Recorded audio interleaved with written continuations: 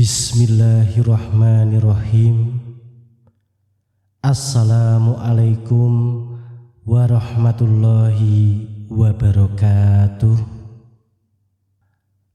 Alhamdulillahirabbil alamin.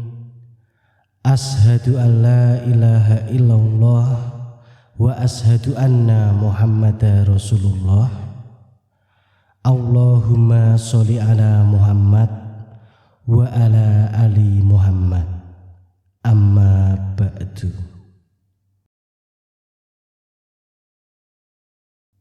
Kula nuwun mugi sih wilasa saha berkahing Gusti ingkang Maha Kawasa tansah kapatedhakna dumateng panjenengan sadaya lan kula.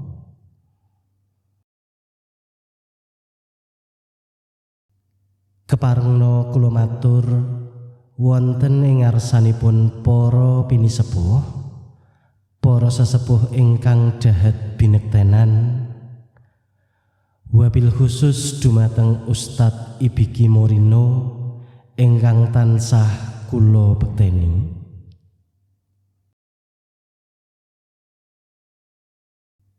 Dumateng Ketua RT 6 inggih Bapak Hatake Kakasi ingkang kinurmatan, para bapak saha ibu warga RT 6 ingkang kula hormati, saha para kadang kaneman ingkang kula tresnani.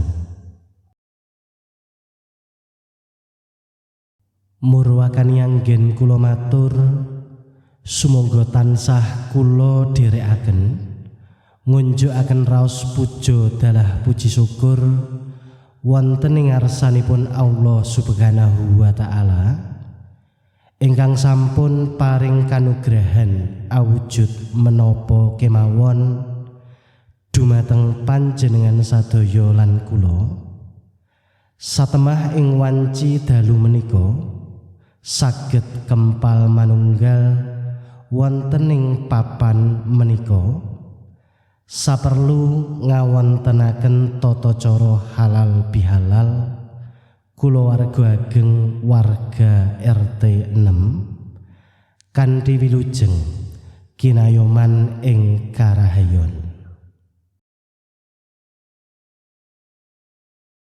Salam sholawat mugi tansah kaaturaken dumateng Nabi Agung Muhammad sallallahu alaihi wasallam minangka dadya tepa tulodo gesang bebrayan wonten ing alam donya lan tansah panjenengan kula anti-anti pitulunganipun syafaat benjing wonten ing alam akhirat. Amin. Ing salajengipun keparengna kula minangka pambiwara ngaturaken urut-urutaning lampah tata cara halal bihalal ing wanci menika. Tata cara ingkang angka sepisan inggih menika pambuka.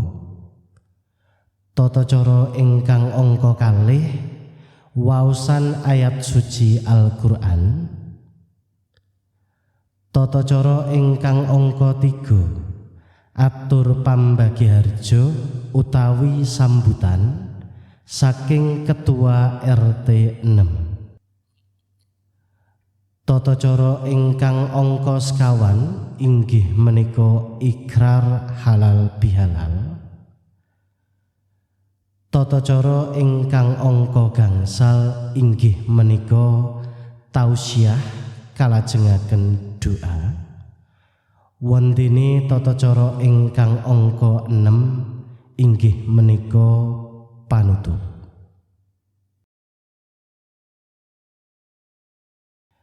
Makaten urut-urutaning lampah tata cara halal bihalal ing dalu menika. Salajengipun panjenengan sadaya kasuwun hanya kecakaken anggenipun sami lelenggahan. Matur nuwun.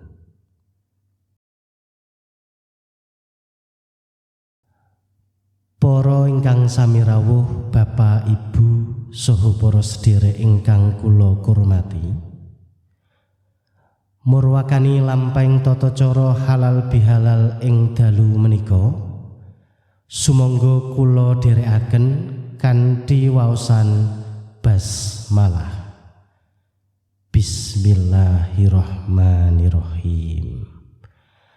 Mugi-mugi kanthi pambuka ingkang sae lampahing tata cara saged gangsar ing purwa madya dumugining wasana.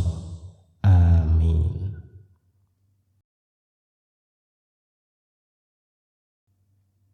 Bapak Ibu ingkang kula hormati, tata cara salajengipun inggih menika waosan ayat suci Al-Qur'an. Awit saking menika katur dumateng sedherek Inno Yamanaka so sedherek Sakura Haruno wekdal kula aturaken sumangga.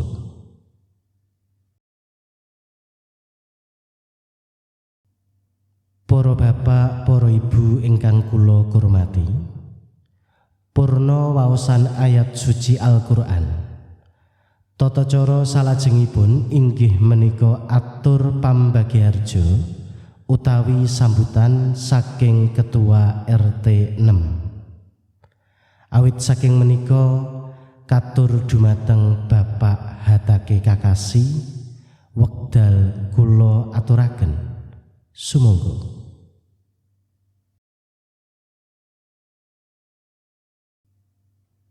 Para ingkang sami rawuh Bapak saha Ibu ingkang satuhu luhuring budi, purna atur pambagiharja.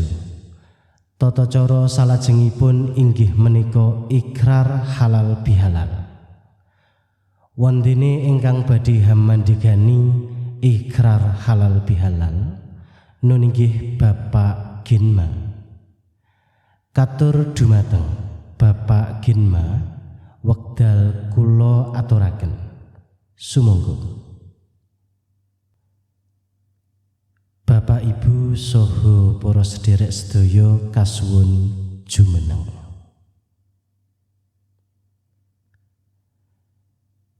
Bapak Ibu saha para sedherek sedaya kasuwun lenggah wonten ing papan sakawit.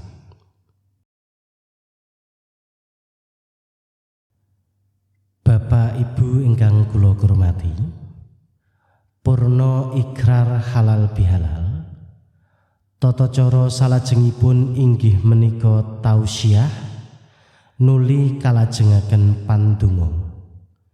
Awit saking menika katur dumateng Ustadz Ibiki Morino wekdal kula aturaken sumangga.